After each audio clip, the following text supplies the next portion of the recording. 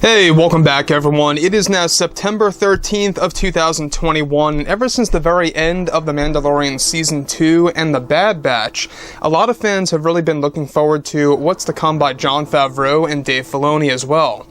This is Mike Zero. Make sure to subscribe if you're new to the channel for future Star Wars updates. Also, by the way, guys, I am on Twitter if you guys want to go ahead and follow me at Mike01. I do post a couple of fun things on there from time to time and interact with you guys. So, we're now in a very interesting part of the overall Star Wars universe, right? We're entering into October, which is when the official Book of Boba Fett trailer is set to drop and show us exactly what Robert Rodriguez, Jon, and Dave are set to debut for this new story. Now, this new story, by the way, is going to be very crucial to the overall Star Wars story as it's going to take place in between The Empire Strikes Back and the first season of The Mandalorian. So we're going to learn a lot more about Boba Fett's life and other bounty hunters' lives, and even other characters out there, which we'll get into that a little bit later. But apart from all of this, we do know that one character that was taken out of at least The Mandalorian Season 3 and Rangers of the New Republic, Cara Dune, alright, portrayed by actress Gina Carano. This is something that a lot of fans were very upset about. Other fans are very happy about her removal. Hey, I mean, everybody has their opinion. That's fine. That's just a part of being a human being, after all. But when we go ahead and dive deeper into exactly what Gina Carano had to say about her overall experience over at Lucasfilm and everything between, what she said on the Ben Shapiro show and other interviews out there for the past couple of months, we've been getting a more vivid and more obvious view of what's been going on between Lucasfilm as a company and exactly what they really think about specific people and their beliefs. Now, we're going to get into that in just a second, but one thing is that Jon Favreau is doing something incredible for Season 4. In case you guys missed about all of this on The Mandalorian, we'll be getting into that a little bit later as well. So, with both Disney and Lucasfilm now focused on their new Star Wars projects, such as Star Wars Ahsoka and even The Mandalorian Season 3, Jon Favreau and Dave Filoni are getting ready to make some major announcements by this November for brand new Star Wars TV shows. However, it's said that many changes are currently happening behind the scenes at Lucasfilm. However, in a recent interview with Gina Carano, she was able to reveal more details about her firing and trouble with Lucasfilm as a company. At one point in time, Gina Carano went on to state that there were some employees a part of Lucasfilm that just did not actually like me for my beliefs on how the character Cara Dune did not have to be so overpowerful as they were aiming for her to become. I had actually discussed this with Jon Favreau and Dave Filoni to tone down the character and to give her not only some challenges, but also a series of weaknesses. I personally thought that that was a must to make things equal for both male and female characters and sends the right message. Let me just stop right here for a second. This, to me, I believe, just shows Gina Carano's character a little bit more. It shows us that she wanted Cara Dune to be equal. Alright, so she didn't want her to be too overpowered like Rey was in Force Awakens and Last Jedi, and of course Rise of Skywalker at times, but they kind of tried to explain as to why she was overpowered, but I digress. Now, Lucasfilm didn't seem to like my take on how the character should be handled, and I really do feel that this is when I was pretty much shoved out and no longer accepted. However, I remained very respectful to everyone regardless, even those that I suspected did not approve of me, hoping that they could change their ways. So as we actually began shooting for Mando Season 2, this is when myself and Jon had further discussions and conversations on adjusting the character.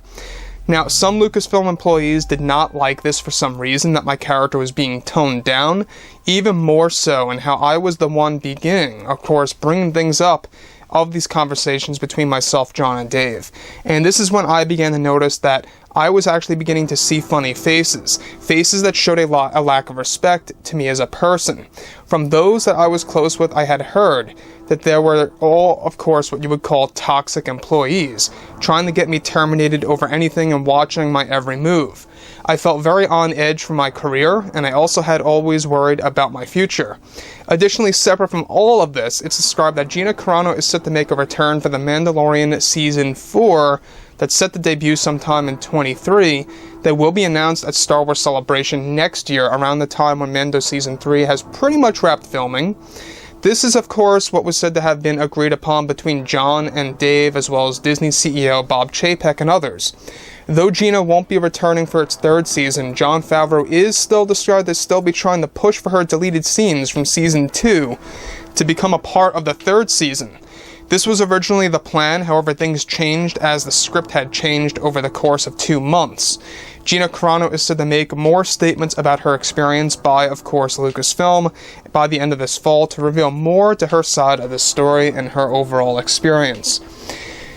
Now, let me just say one thing right here, is that obviously Gina Carano is trying to be as honest as possible without coming off as too, I guess you could say, hard on Lucasfilm from what it seems, you know? She was just revealing the facts, basically. She was just revealing how she felt, how she saw some of the employees. She wasn't really putting those employees down or anything. She wasn't really name-calling.